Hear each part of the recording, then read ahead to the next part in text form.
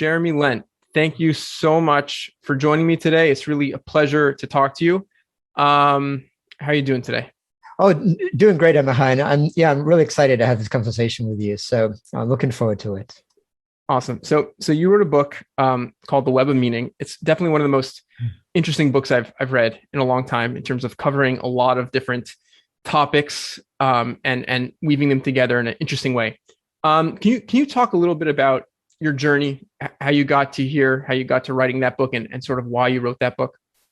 Yeah, sure. Well, it was basically a long journey and a kind of a convoluted one led me to this. And it really led me to writing this book, The Web of Meaning, and also an earlier book that got published a few years back called The Patterning Instinct, which is subtitled A Cultural History of Humanity's Search for Meaning. And both of these books actually arose out of my own search for meaning, because in fact, I spent really the first half of my life in a very different place, actually, in the corporate world. I had an MBA and I started a company. I took it public. And then things kind of crashed for me. My first wife, who passed away some years back, got sick. I left the company to look after her. The company collapsed. And then I even lost her even while she was still alive. She went through borderline dementia. So it felt like things that I built around me, this sort of almost like this bell jar of meaning, had crashed around me. And I was determined to forge a path in my life that was truly meaningful, but I didn't want to take somebody else's words for it. So I ended up for years looking from where meaning actually came from. Where do these ideas that we take for granted, these received ideas, actually come from? Like peeling the onion. And really the results of that peeling of the onion was that first book I wrote, which is like a history of different ways in which cultures have made meaning. And this current book, The Web of Meaning, which the subtitle is Integrating Science and Traditional Wisdom to Find Our Place in the Universe, is really my own expression of what I came to piece together as my own understanding of what meaning actually is and what it means to live basically a meaningful life. Mm-hmm. And so it seems like two of the main pillars or the main threads that you're working with in that book, because I only have experience with The Web of Meaning, is spirituality on the one hand, or you might call it like maybe wisdom of Eastern philosophies or indigenous peoples on the one hand, and science. And is it fair to say that you're trying to integrate those two worlds together? Yes, I think that's a big part of one of the biggest themes of my writing, is how these two domains, which in the West we tend to view as being absolutely separate domains, so much so that people, won't even get close to the borderline between the two before they pull back. A big theme of my writing is that those two domains are actually connected. They actually relate to each other. And this distinction we make between them is often a false distinction. And so that's something that comes certainly as a big theme of this book, The Web of Meaning. And we're talking about, if this word sort of spirituality or whatever, we're talking about Eastern traditions, indigenous traditions from around the world, and basically any approach that people take where they actually feel there's something more meaningful than what the received and I think wrong-headed notion of what science, what they believe science tells us, which is this, what I actually call in the book, ontological reductionism. Mm-hmm. So if someone felt that science deals with different questions than meaning, would you sort of that they're like in different domains? Is that something you would agree with or disagree with? How do you think about the relationship between science on the one hand and specifically the kinds of questions that it addresses itself to, and the kinds of questions that a spiritual path might address itself to? Yeah. That's a great question. And I think there are certainly different domains in the sense that a lot of the questions that science asks are, how things work. And that's some of the greatest successes of the whole human project in science has been to answer those questions through this form of reductionism, breaking things apart to answer that. And a lot of questions that are asked in spiritual domains may not feel very scientific. Just what does it all mean? And sort of more questions that sometimes can't even be placed in fully expressed in language. That's all true. But my point is that there's a big intersection between these two domains, that there are times, there's particular types of sciences that I describe in the book, really sciences that look at the connections between things. We can think of them as things like systems science, complexity theory, and even sciences that don't seem to be like this at first, like things like evolutionary biology or cognitive neuroscience. A lot of these sciences, when they really look at the ways in which things connect, whether it's neurons in the brain, whether it's different life over billions of years, or just the ways in which complex systems relate and the emergent product of that, they actually start to veer into a place where the questions, the more spiritual questions that people ask, actually can begin to get answered using scientific terminology. That doesn't mean that science is the only way to answer those questions, but it means that we can begin to realize that something can be understood in a deeply meaningful, almost mystical way without it being, quote unquote, unscientific. Mm-hmm. Mm-hmm.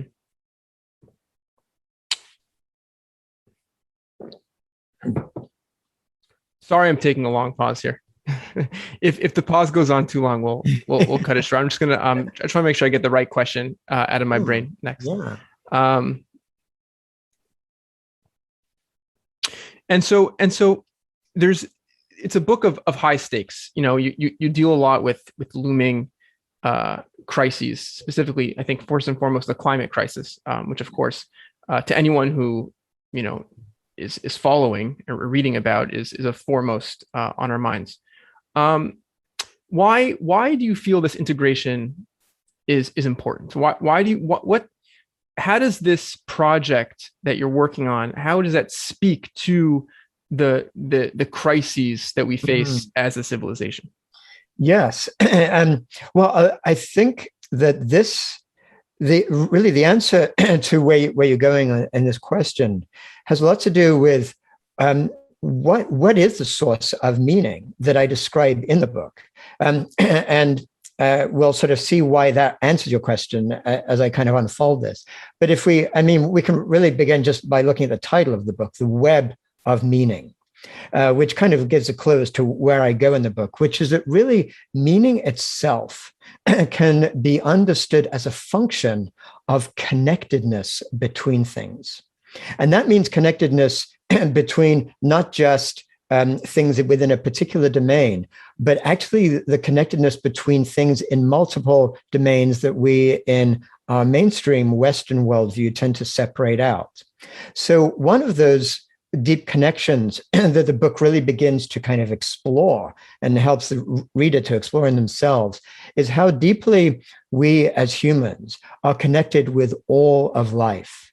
And in fact, a big emergent really result of finding meaning in the connections between things is that our very identity itself begins to expand, not just from our particular I'm a separate individual and that's who I am, and even expand not just to our sort of friends and family or community, but expand to all of humanity and then to all of life.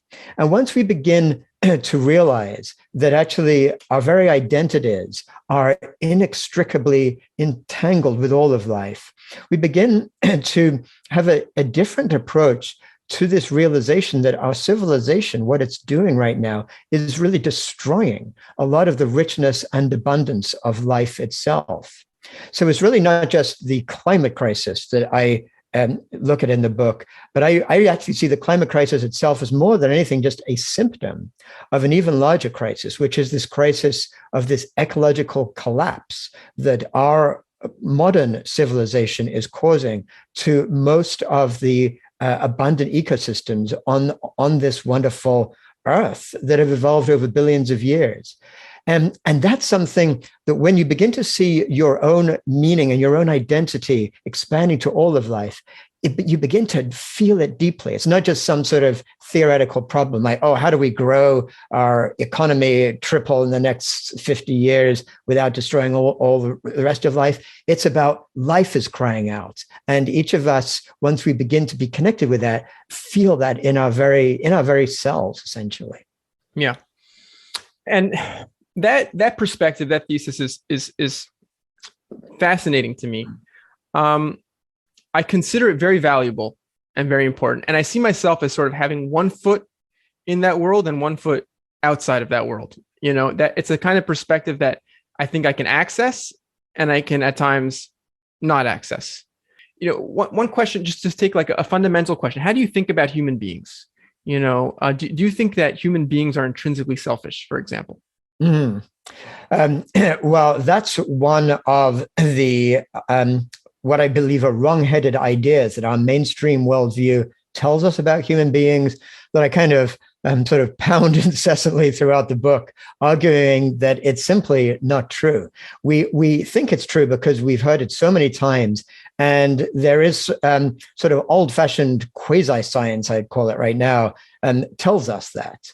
A lot of these ideas got popularized by Richard Dawkins' book, The Selfish Gene, which people have interpreted to say that it's not just that humans are selfish, but all of nature is selfish. And we just do what our selfish genes tell us to do. And we're just sort of machines of that selfishness. And if that's true, then it seems like, well, it's okay for us to act as the most successful, competitive, selfish genes of all and take over the world or whatever.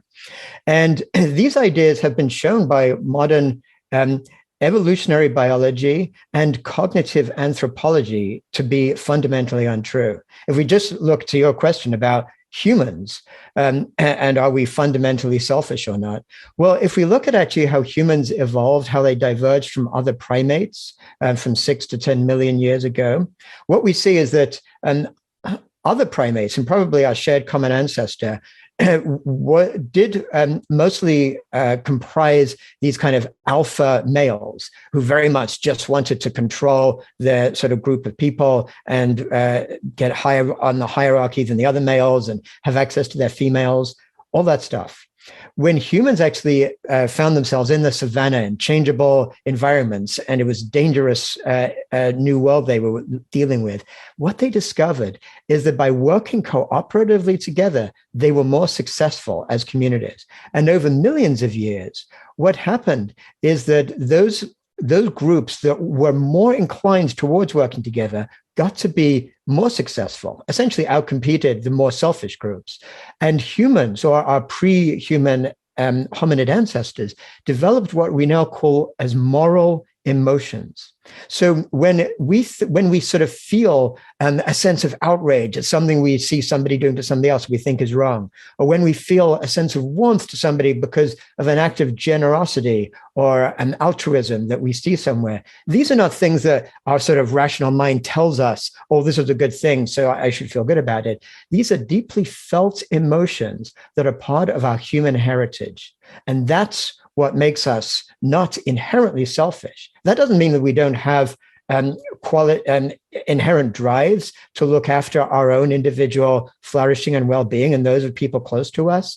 But that is part of a much larger, complex melange of our emotions and our way of relating to the world that is simplified by this notion of inherent selfishness. Mm-hmm.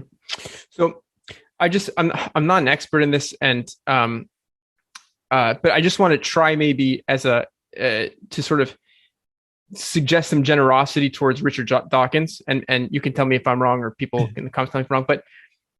But my understanding is even if people, I agree with you that certainly people might interpret his work that way.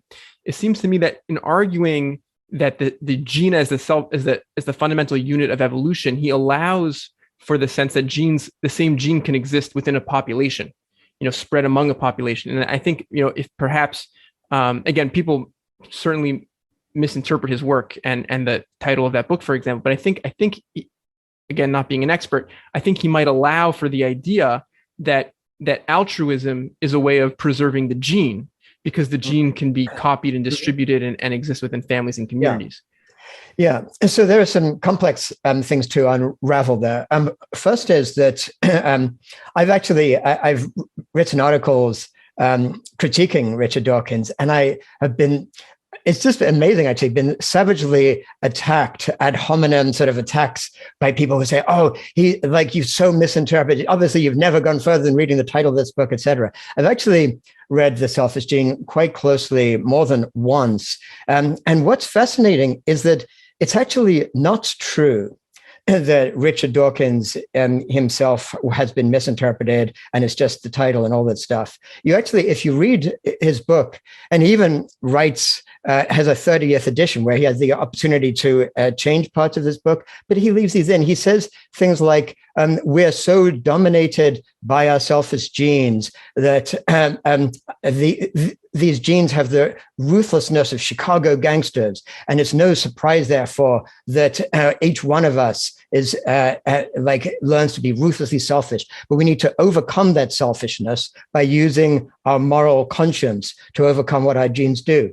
So much as I would like to say, yeah, it's just a misinterpretation, he had the opportunity to change what he says, and he doesn't. And that's basically been shown by evolutionary biology to be incorrect. But to get to the other point that you say, which is more complex and needs to be looked at, with some fine grain analysis, is there is this concept of essentially that when people act, or when any species act in a cooperative way, it's basically just their selfish genes causing them to act cooperatively, so that those genes will stay around and will thrive in the future and all that stuff. And one of the famous quotes arising from that is this notion, scratch an altruist and you'll see a hypocrite bleed, which, really gives this idea, ultimately, we're all selfish. And so when we act altruistically, it's just because it's in our best interest to do so. The reason why I feel this is misguided is that it misses actually a more complex way of understanding evolution.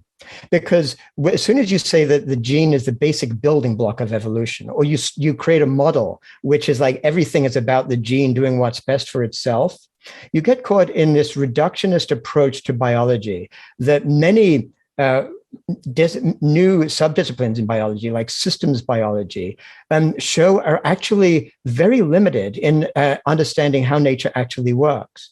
And this is where, once again, I talked earlier about sciences of connectivity. This is where things like systems biology start to look at the way different levels of basically biology work within themselves. So you can look at different layers. What we explore in the book is fractal layers of the way life works, from the workings within a cell to how a cell exists as part of an organism, how organisms exist as part of species, how species exist as part of ecosystems, and ecosystems are part of the whole Earth system of life. And what we see is that the real complexity of life comes from how these different levels of systemic coherent organization react and interact with each other. And in fact, we can almost begin to look at one of the deeper analyses I go into is this look at how life can be understood itself as a process of negative entropy, which we sort of could go into. I could explain more. But once you begin to understand that, you can almost begin to see the gene as really the mechanism by which life itself enhances and expands this process of negative entropy over billions of years on Earth. So it's not to deny the importance of the gene as playing a central role in essentially cohering and passing on the intelligence of nature, the ways in which nature and life has figured out how to optimize on this planet, but to actually try to say ultimately it's about this little basic building block which is the selfish gene, is not just misguided, but I think limits a much deeper, more subtle understanding of how life works. Mm-hmm.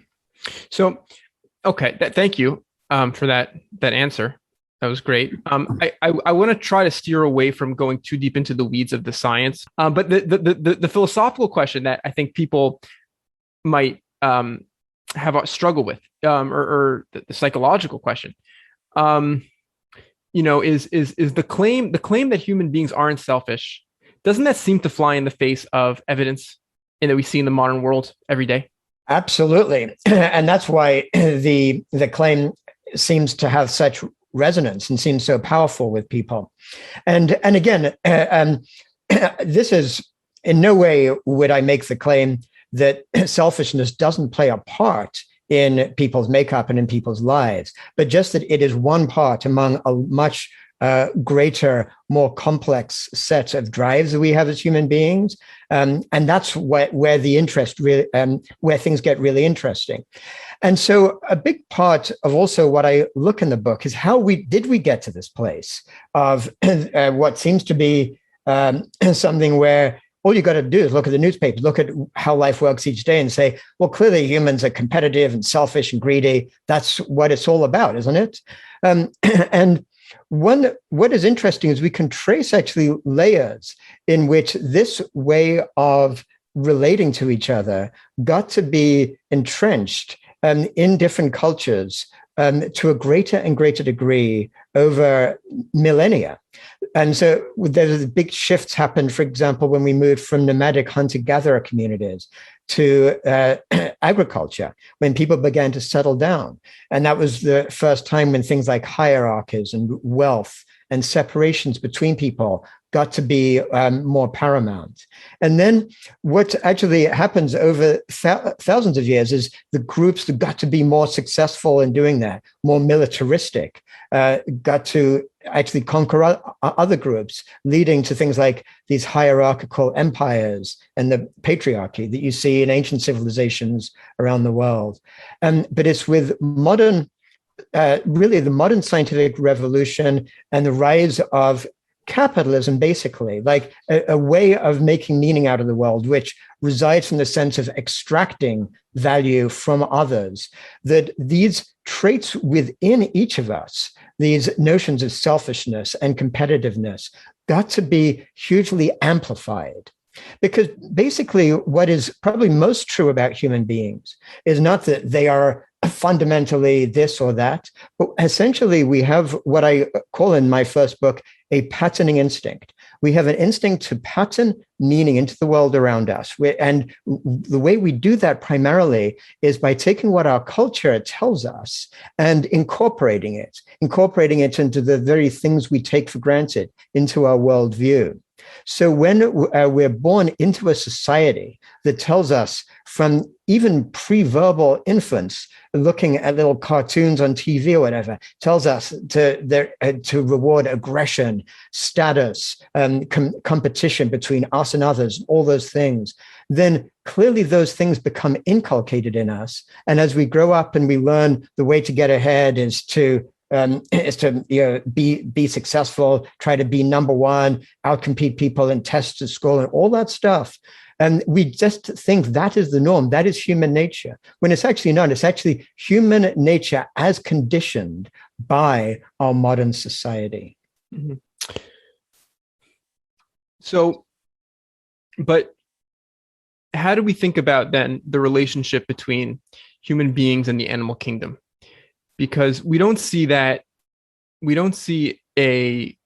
broad-mindedness, for example, among animals. Let's say our closest animal relative, we're human beings being animals as well, of course, but let's say, chimpanzees, right? You would agree that at least at that branch of the evolutionary tree, it seems like selfishness does seem to dominate. Would you agree or disagree with that? Oh, yeah, actually, I mean, chimpanzees have been shown to act with empathy and caring about others in their species. But for the most part, they're a very hierarchical, alpha male dominant species. And that's part of what I was saying earlier, is it really what makes humans distinct from those other primates is that layer of cooperative drives that we evolved over the last few million years.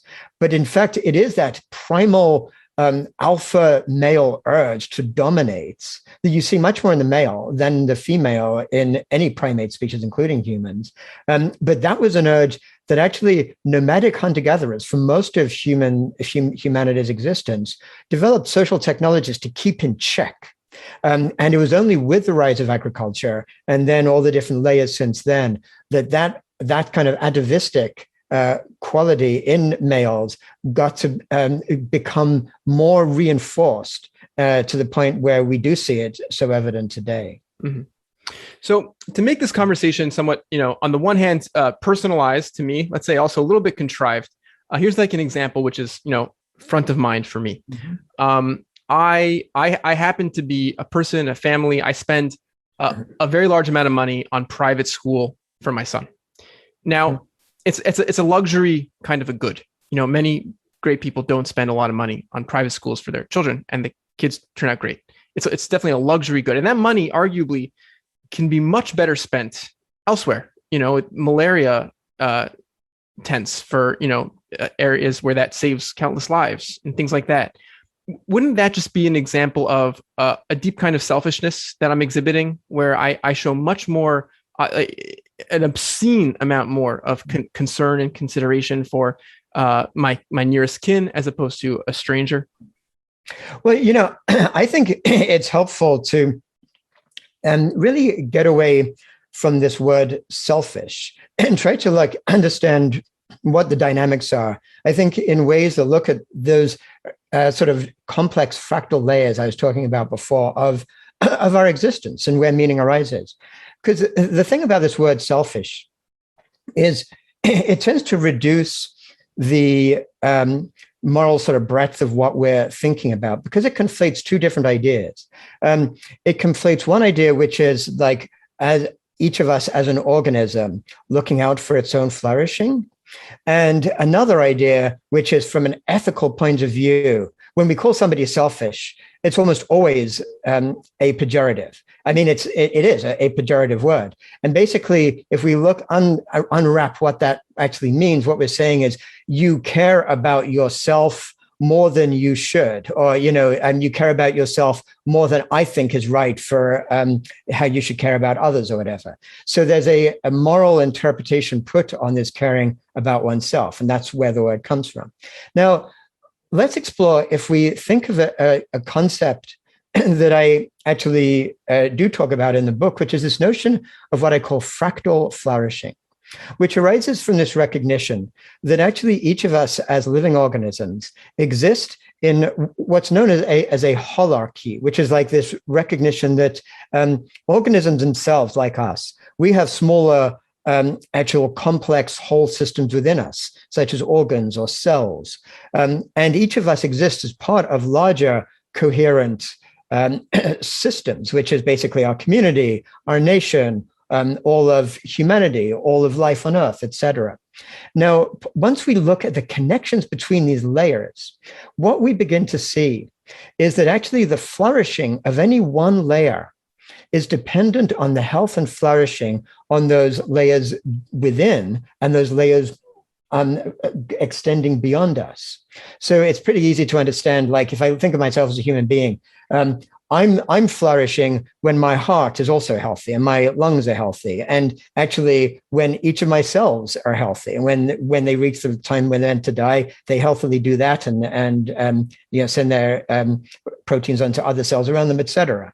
That's pretty easy to understand. But what's also not that difficult to understand is to realize that each of us can fully flourish if we're part of a society that is itself actually flourishing and healthy. Now, that's a little more complex, and there's a lot more dynamics around that. And in the short term, we can say, no, not true. I do better if there's a zero-sum game here, and I can make $100 million and impoverish other people, then I'm clearly going to be better off than those other people. Well, within a zero-sum game, there's some truth to that.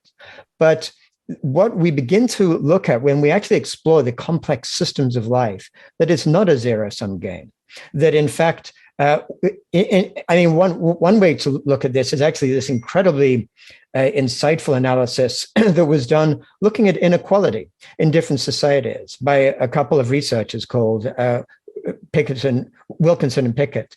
And what they discovered is that the more unequal a society is, the lower the level of quality of life, whether it's health, happiness, overall flourishing, trust, any of the indicators of quality, not just for the people who are more impoverished in that society, but even for the people who are above the average in their wealth, they still have lower qualities of life than what happens in a fairer society. But it's also true of the earth in general. If we actually were able to develop a way of living our lives in a way that actually led to regenerating the abundance and richness of life on earth, well, I think we would all ultimately be happier if that were the case. And then people might say, well, that's not doable. It is a zero-sum game. And that's a part of what our modern worldview tells us. But as I explore in the book, isn't actually necessarily right. So to get back to the specifics of your question, well, you and I live in a society that is inherently unequal and unfair. And so we are forced to deal with all kinds of moral issues like this all the time. Should we send our child to that private school? should we, if we send them to the public school, maybe they won't get the education that we hope they will, or maybe they'll be beaten up because there's a violent place out there. Now, if we could put a significant amount of our energy into working to actually shift the way in which that next layer of society is structured, then obviously we wouldn't be dealing with these very difficult trade-offs. Just like if we're trying to sort of grow a plant in the earth, we can try to nourish that plant as much as possible. But if the earth itself is polluted, then we're better off also spending some time looking at what is the source of pollution for that earth, rather than just saying, okay, I'm just going to give all the fertilizer I can to this plant and hope for the best. So this is sort of what I'm inviting in the book, is this recognition that that we don't need to necessarily see these things as trade-offs. I don't think that it's necessarily right to significantly reduce the flourishing of ourselves as living beings or our families as living beings in some sort of, there's this notion that sort of Peter Singer, the philosopher, really has popularized, this notion of sort of rational altruism, that you should theoretically, give away essentially everything that you have, just enough to sort of stay alive, to be fully altruistic. I actually think that is not a valid way of looking at the kinds of true approach to values and meaning that I describe in the book. A much greater way of doing it is recognizing that each of us can actually offer the most value to the rest of life when we are ourselves feeling fully flourishing, and when we are feeling a sense of well-being within ourselves, so we can actually contribute the most to the rest of life. Mm-hmm. Mm-hmm. So another practical example, which is building off of, I think, where we're headed now, because I love that you talk in the book and you spoke now about income inequality, which of course is such a central issue in our modern world. You just cited a paper that talked about the reason why it's so important, and of course America has a grotesque amount of income inequality. It's an important test case because it's a classic test. I think you may say this in the book, but it's an example where if you poll people, you ask them what they think income distribution should be, it's completely out of whack with reality, and that's true for everyone agrees that what we have is insane. Like, it's such a universally accepted notion that income inequality today is completely obscene. So I guess one of the deep questions that I had going through the book is when we face a problem. So it could be like, ecological collapse, the looming climate crisis, or income inequality, or any other problem. Sort of the standard approach, the approach that makes sense to, I think, a lot of people, and is my default approach, is an approach rooted in power, where there's people with money and they need to be outvoted, and they need to be, they have to have that money taxed at a much higher rate than they're currently taxed, and it has to be, taken from them kicking and screaming. Are you suggesting an alternative approach, or is that sort of complementary to the way in which you conceptualize these issues? Well, incrementally, everything you said is exactly what we need to be doing. And most definitely, tax rates need to be increased. And even some of those wealthiest billionaires, people like Warren Buffett, are the first to go out there and say, yeah, the tax rate is completely absurd. I should be paying more taxes. Now, he could be critiqued because he employs gazillions of tax accountants to figure out how to manipulate the tax code to save as much taxes as possible. But that's a more sort of complex issue. But most definitely, we need to tax these mega billionaires at a far greater rate. In fact, I'd go further than that. I think that's like an incremental step that is talked about in, maybe among some people in the Democrat Party in the United States, and certainly talked about more in other advanced countries around the world. What I am looking at, though, is at a much deeper level. Once we look at the fact that our civilization itself is based on this sense of separation, is based on this extraction of people learning that their whole approach to life is meant to be to try to outcompete others around them. And this notion that the role of humans on this earth is to kind of extract, is to see the rest of life as this kind of resource to extract as much value from it as possible. I feel those are fundamentally misguided perceptions. And when we start from a different foundation of recognizing really life itself as a foundation for values and our own connection with life, the fact that we are life and that we're part of this like complex ecosystem of life, that we actually benefit greatly when it's flourishing, it leads to really rethinking about our civilization itself. And towards the end of the book, I talk about this notion of what it would look like for a civilization to be actually organized on a different principle than wealth accumulation and extraction, but on principles of life, what's called by some people an ecological civilization. That civilization would look very different.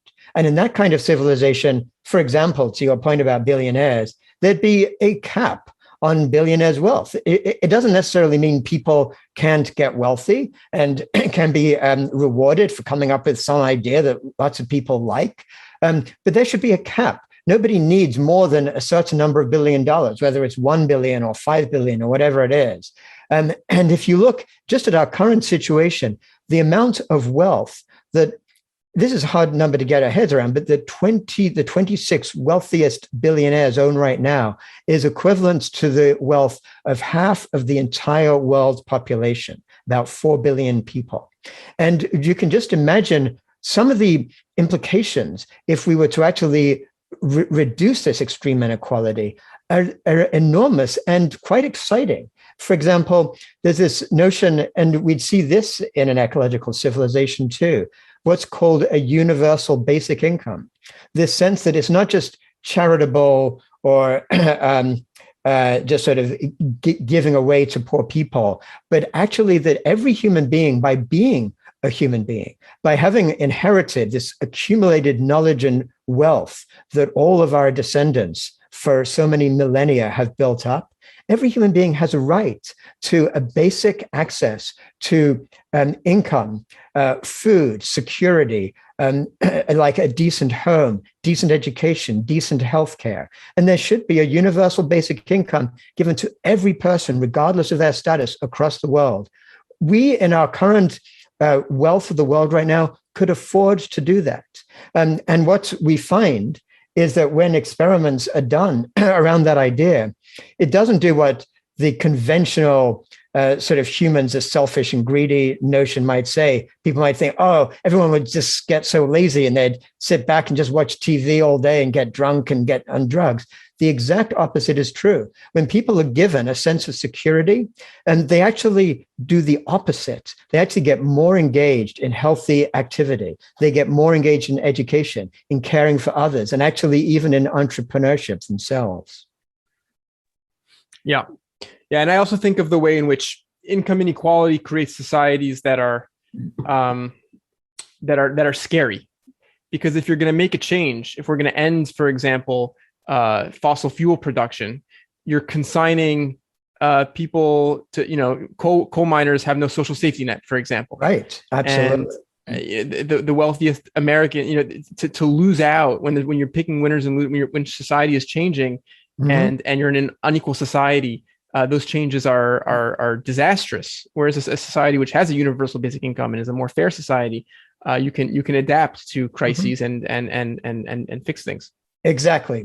Well said. And that's actually one of the great principles that arises when we look at how actual other living ecosystems work, is they have a great amount of adaptability.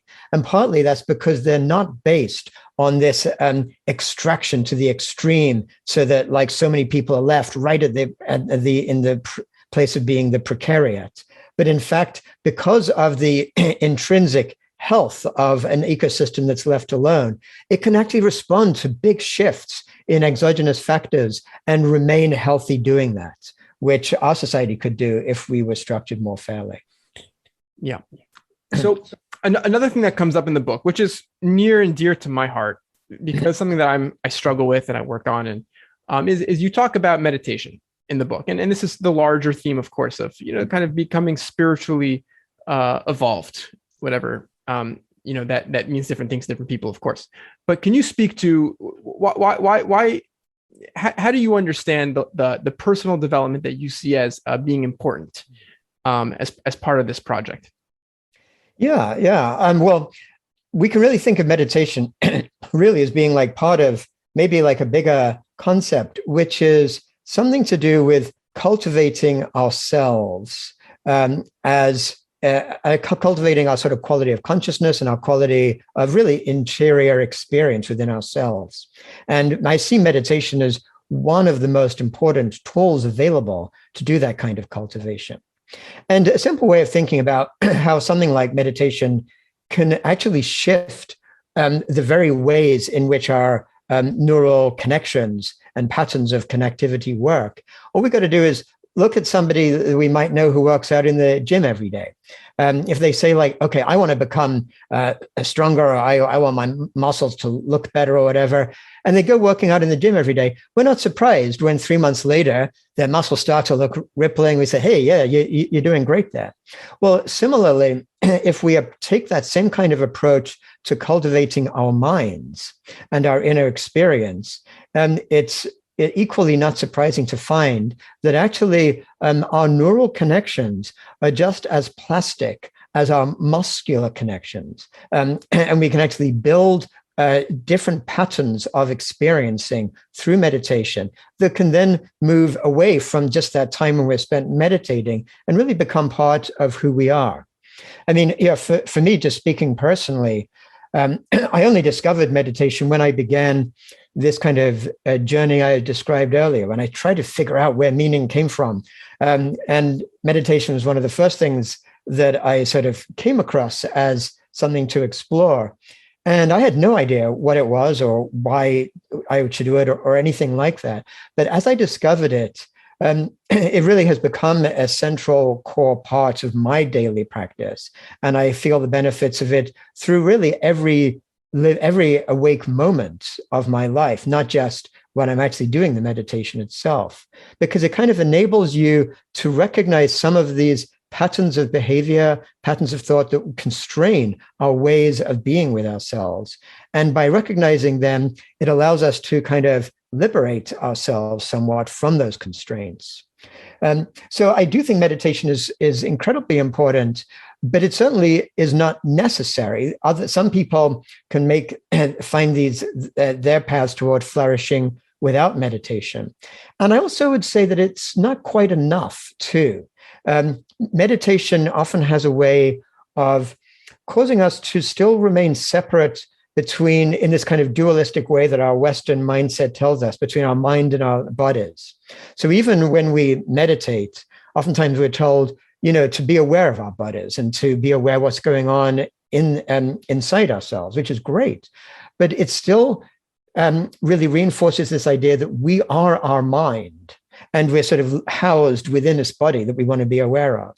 And that's where I find other embodied practices, such as some of the traditional Chinese practices like Qigong or Tai Chi, but even practices like dancing and other ways of being with ourselves physically can be very helpful as ways to really recognize that what we are as human beings is not a mind within a body, but a true integrated mind-body organism, which I think is a much truer sense of who we actually are as human beings.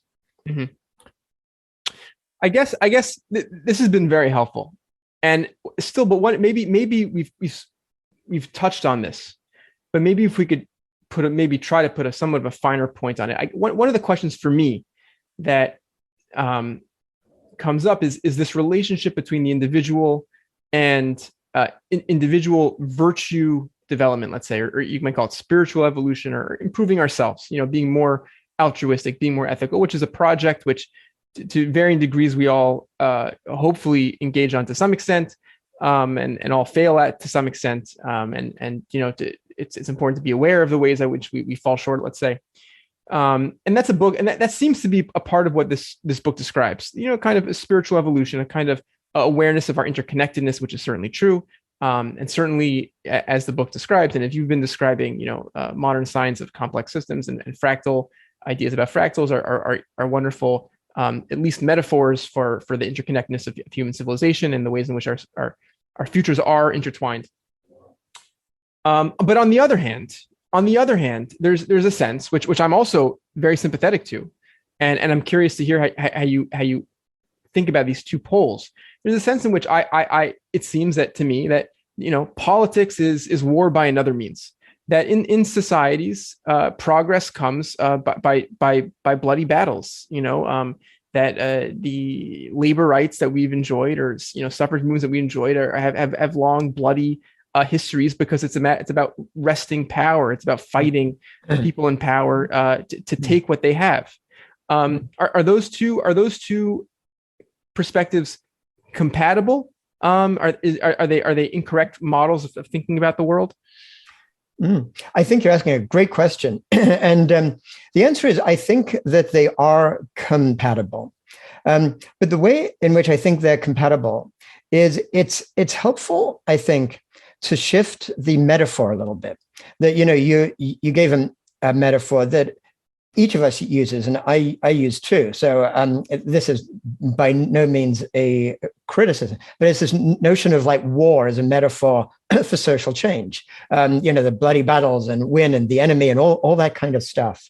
And I think that as long as we engage in any political confrontation with that approach, seeing the other side as the enemy that we're trying to overcome, even if we win a battle, it will tend to be a Pyrrhic victory, because as long as we see society as being comprised of separate groups and us versus them and the good guys versus the bad guys, what we're really doing is then kind of reinforcing that sense of separateness, that sense that we're not actually all deeply connected, that I think is the only way we can truly transform our society to one that is really much more conducive for human and non-human flourishing. And there's this wonderful concept put out by a rabbi who's also a politically engaged activist called Rabbi Michael Lerner. And it's a book that's called Revolutionary Love.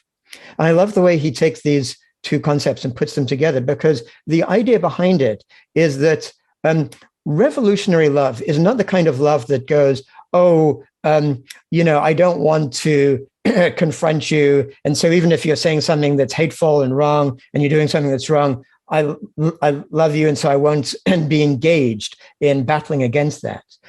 So it's very much loving also those human and non-human beings who are being attacked by actions that are filled with hate or carelessness or selfishness or whatever, and supporting them and engaging with them. And if necessary, getting bloody by being there, standing on the front lines, really trying to strive for what's good and what's right. But it also involves looking at those people who seem to be the agents of bad and recognizing that those people are not intrinsically bad in themselves. They're not essentially, in essence, the enemy. These are people who have been hurt as much, if not more, by the same powerful conditioned forces of society that have caused these problems in the first place. And the only way that we can ultimately really, truly move society forward is by recognizing that even while we might be fighting against what these people are doing, we can reach out, at least in our hearts, to recognize that these people themselves have the soft underbelly of love. And these people, even if they might be filled with so much self-hatred and so much hardness, once in their lives, they were little babies cooing for love, and they didn't maybe get the love that they wanted. And they had to learn to be hard and to end up sort of joining the gang or joining the fascistic group somewhere and doing these things. But we need to realize that we're not ultimately enemies with other human beings, but we're deeply connected.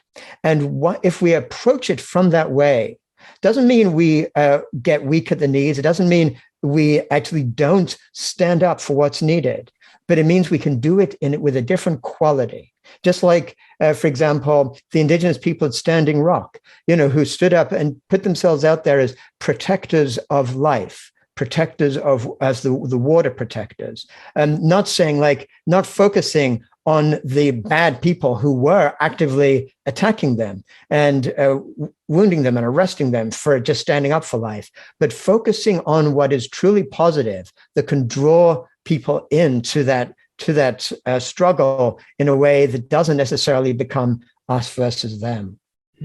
Yeah. One of the criticisms I'm sure you're familiar with, and it's something that I worry about, and I suspect maybe people in the people watching this video might wonder about, is there a danger in overly romanticizing the past, in the sense that when we are overly critical of our modern world and the culture, society that we've built, which obviously has attendant disasters looming that we've discussed already, but are we ignoring the parallel truth that modernity has brought about an unparalleled amount of human flourishing in many ways, by many metrics? Let's say, by other metrics, these are complicated questions, of course, but let's say just child mortality, for example, as one example. And by romanticizing the past, we risk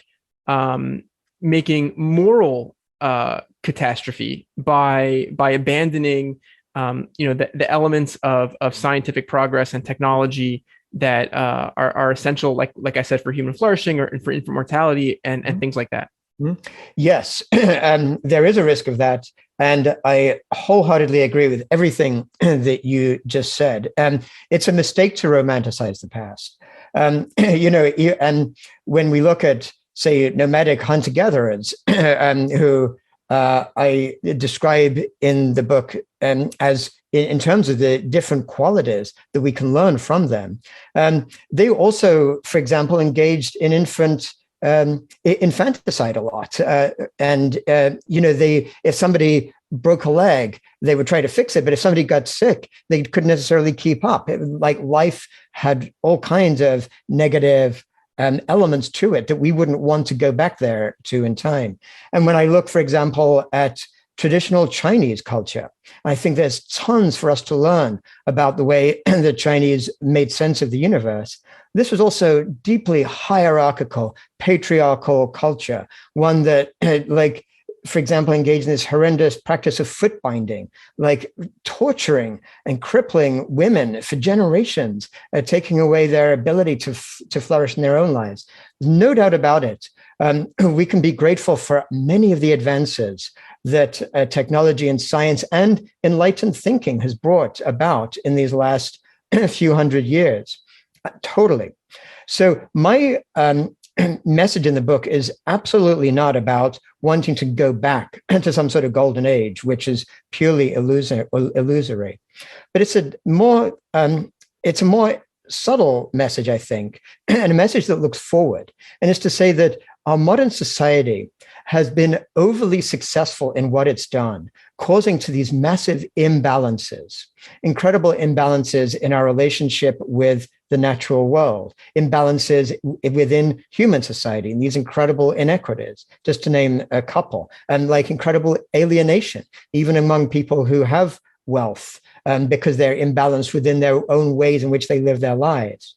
And it's led to these imbalances as a result of flaws in the worldview that has brought us to this place.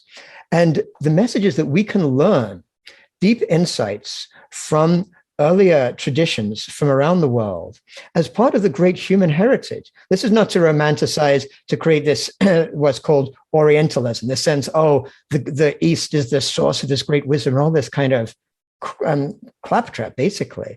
But it's to say there are certain traditions where people have focused attention for generations on a way of understanding life. We can learn from those traditions, and then we can integrate them with what modern science is telling us that refutes a lot of what we think of as science, but it's kind of this more mainstream science from the 17th century that it's refuting. But if we can integrate these together and actually forge a worldview that can lead us not to the past, but into the future, a worldview that can actually lead us to live more harmoniously within our own human society, and just as importantly, symbiotically with the rest of the earth. So we can actually form a civilization, a human society that can look at a long-term future of flourishing rather than one that's always right on the edge, getting closer and closer to the precipice. Yeah. I like that. I appreciate that. I think that's a very, very good answer. I guess you get to there becomes a gray area. I think as you try to weigh this balance, you can weigh in on this gray area. You can leave it as a gray area. You don't have to even weigh in if you don't want to. But I take a pretty extreme approach. I don't know whether or not you would agree with it or not. But to me, agreeing with what you said, the gray area becomes when you deal with like nuclear power or CRISPR modifying genes and GMOs. And the strong approach that I take is that we live in a post-naturalistic world. We live in a scientific world. And insofar as we trust vaccines to save us from a world's plague, and we trust the chemotherapy to save us from cancers, as long as the scientific community tells us that something like nuclear power is safe, or that GMOs are safe, et cetera, CRISPR and things like that are being done responsibly. As long as there's strong consensus, as long as we live in a society where there's strong practices around that, I take the opinion, kind of like pro-science. You might say, some people might say fundamentalism or something. But of course, there's within this world of trying to integrate modernity, the scientific modernity, with a more naturalistic view, you can get into a gray area where people are not as accepting of new scientific ideas as me, for example. Yeah. These are complex issues, and personally, I think the way to approach trying to think through these issues is to, again, take what I call a systems based approach, to look at the complex layers of systems within systems. And I'll explain what I mean by that. So a lot of the time when we look at technology, whether it's something like an internet-based technology or a genetic-based technology like CRISPR or whatever it is, what's crucial is to look at the economic system within which that technology is developed.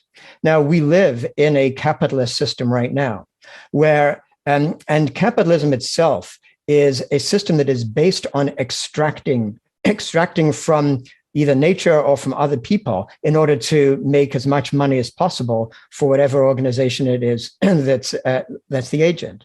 So when people come up with a great idea whether it's internet-based or genetically based or whatever, and they say, I can make the world a better place by developing this.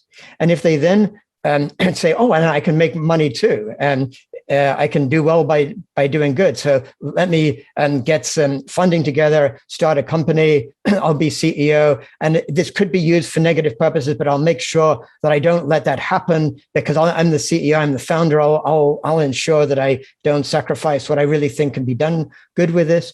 What happens is the whole capitalist system sucks that idea up and will inevitably turn it into a new form of extracting value away from some parts of our global system. And ultimately, if it is a workable idea, creating a few billionaires in the process, not necessarily acting for the benefit of all humans or of all life. So I think it's crucial to look at this capitalist context in which new technologies get developed. It's possible to develop them in different ways. I'm not the only one aware of these things. And a lot of people nowadays look at commons-based systems to develop technologies or cooperative systems to develop technologies, where they start their very structures by saying, we're not going to take capital from the big sort of investor machines out there. And we're not going to dilute what we're doing. In fact, all that we create will be jointly owned, either by everyone who's involved doing it, or even the customers, quote unquote, who then can become incorporated into that system. There are ways to develop technologies that can be actually life-affirming and human-affirming. And I think that really the ultimate question that any new technology or technologist needs to answer is not like, oh, how can I make this as successful as possible in solving this particular problem I'm trying to solve? Because oftentimes that can lead to greater than unexpected problems that arise in a rebound effect. They need to ask, how can this technology really work for the best benefit of all of life? And if technology is actually developed on that basis, then it has this potential to do amazing, enormously wonderful things for our future. So I'm totally a supporter of increased use of technology and not shying away from the great insights that we've come across in terms of understanding how nature works, but doing that from a different context within a different systemic way of looking at it. Yeah, I'm glad we're raising this issue, and of course, we're not going to, and we don't need to try to resolve it. But just to put a fine point on I think the stakes of the issue, the moral stakes of the issue. Again, you can weigh in on this particular issue, or you can leave it ambiguous, whatever feels comfortable for you. It's not about resolving this, but the stakes of this issue are very clear in the context of vaccines in general. Specifically, it comes up with the COVID vaccine, but it was an issue before the COVID vaccine. I have plenty of relatives who, long before COVID hit, were anti-vaccine.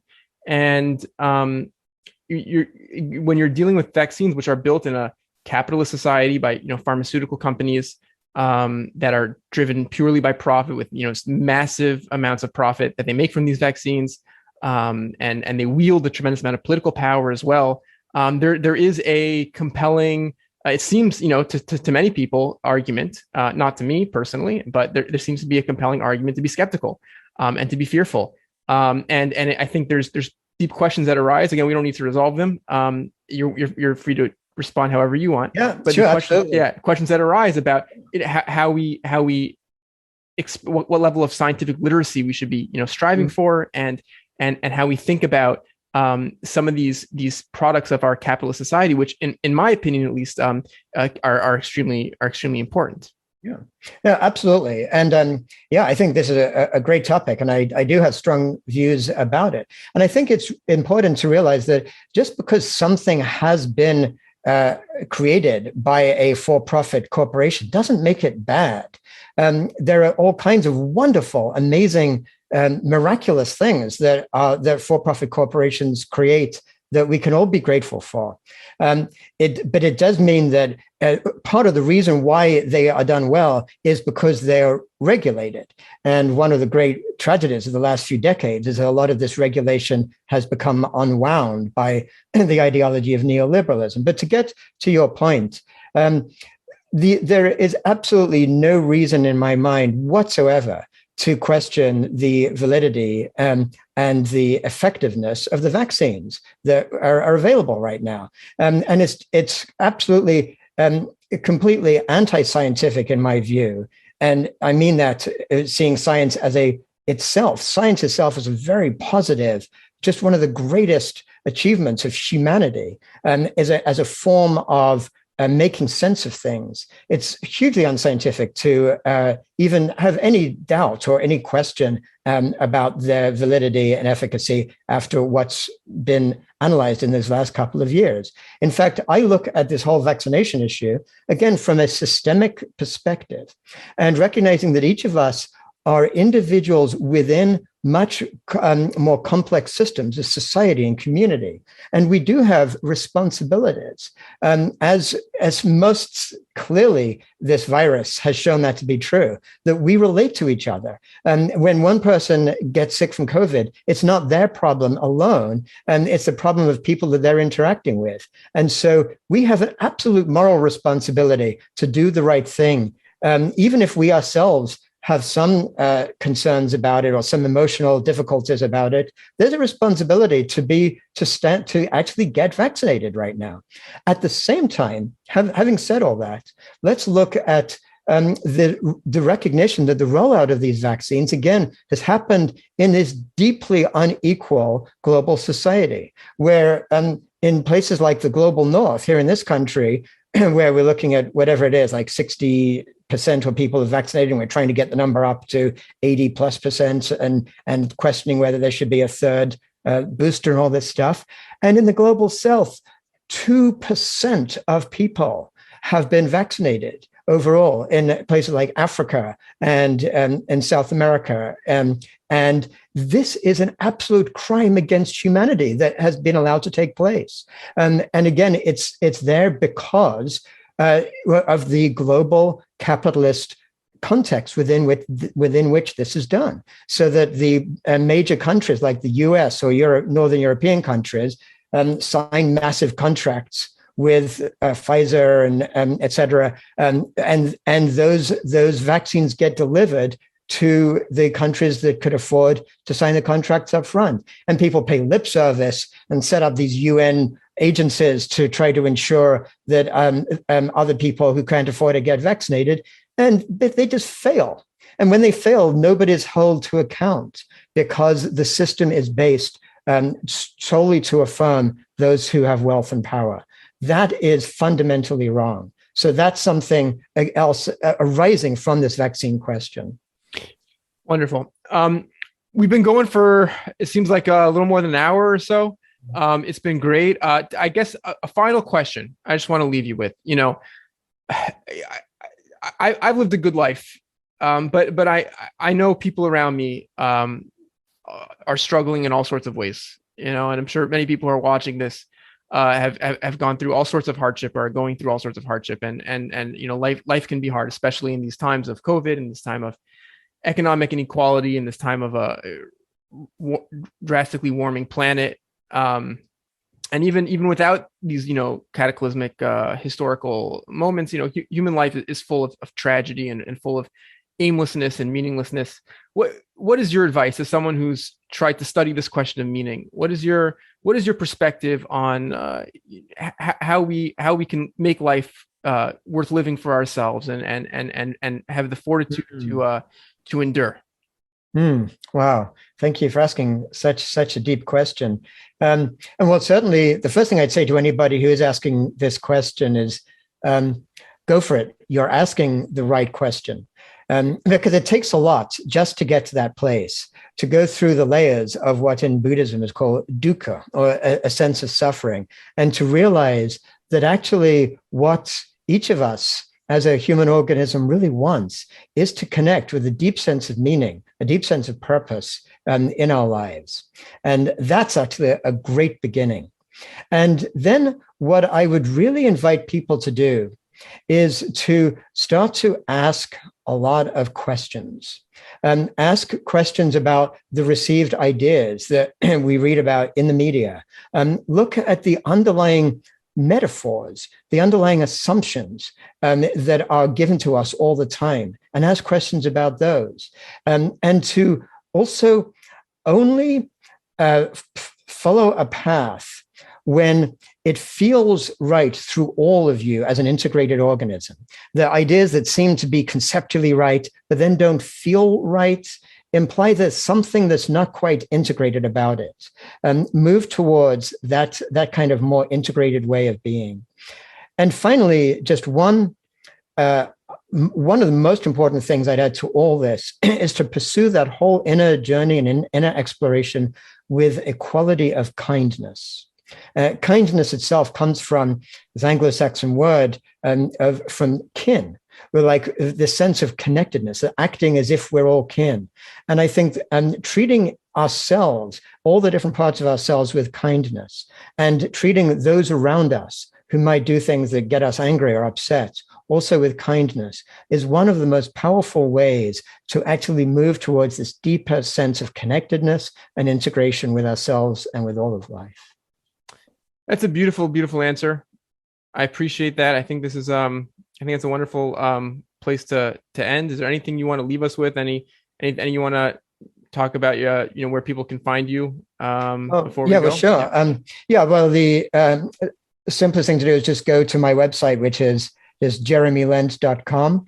And then if you're interested to explore, there's all kinds of pathways you can do from there. And really just like to thank you and the Hive for asking these deep probing and I can see really personally meaningful questions. And thank you for what you're doing there. It's great pleasure. stuff. Thank you.